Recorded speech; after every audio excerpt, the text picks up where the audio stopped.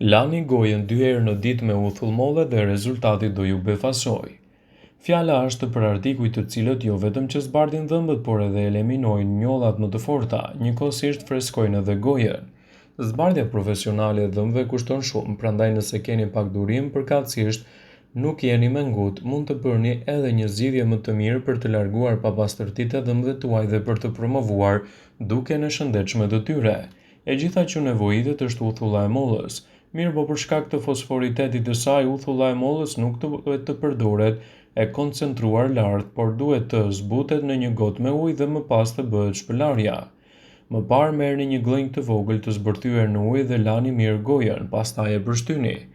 Veprimi i dytë është të zhytni burqen në gotë dhe të fërkoni dhëmbët sikur i lani me pastë të dhëmbësh, dhe më pas gojën me lëngun e përsëritur bëni një gargar për ta shplarë më pas me ujë të rrjedhshëm dhe për të siguruar kështu një aromë më të mirë të gojës. Mos e përsërisni më shumë se 2 herë në javë.